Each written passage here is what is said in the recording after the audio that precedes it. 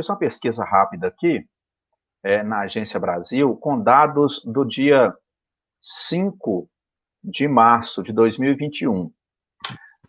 Vamos ignorar o número total de casos. Eu ignorei aqui, que o número total de casos aqui é 10.869.227, até o dia 5 de março.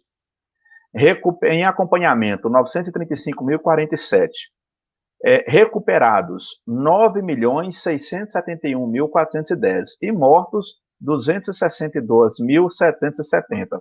Eu peguei só esses dois fatores. Eu somei o número de recuperados com o número de mortos. E aí eu tirei o percentual. Veja que o número de mortos comparado com o número de... Dentre os números de recuperados e de mortos, os números de mortos representam 2,64%. É claro que quando você olha individualmente, você fala assim, meu Deus, são 262 mil mortes, mas são 9.934.000 pessoas curadas, Admilson.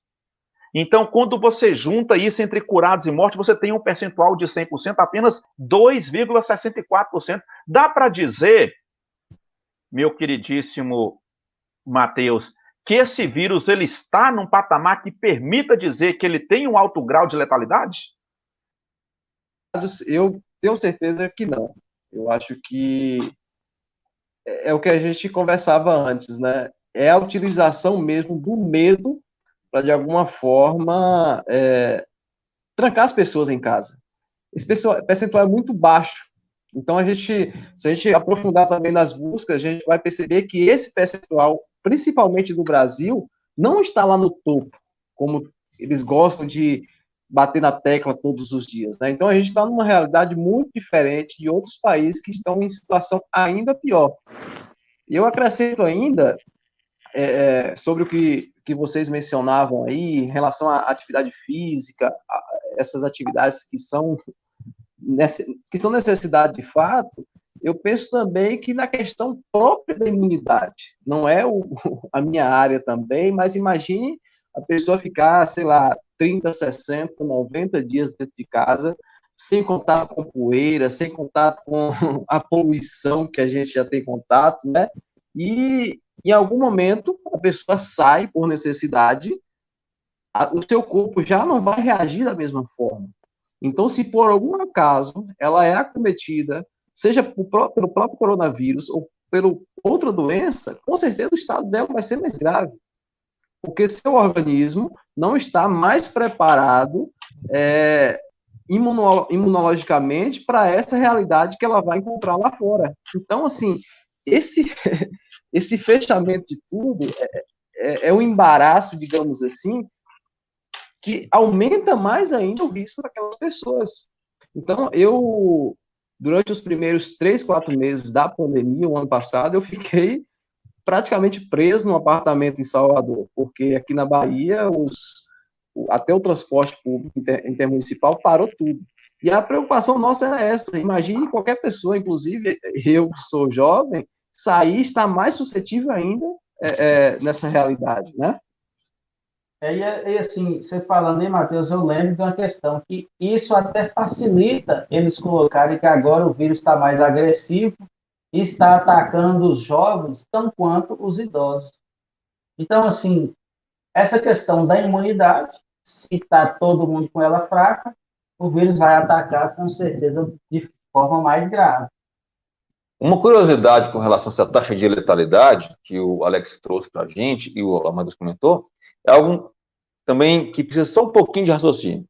A taxa de letalidade desse vírus é feita da seguinte maneira: você pega o número de casos de óbitos confirmados por essa doença, dividido pelo número de casos confirmados da doença.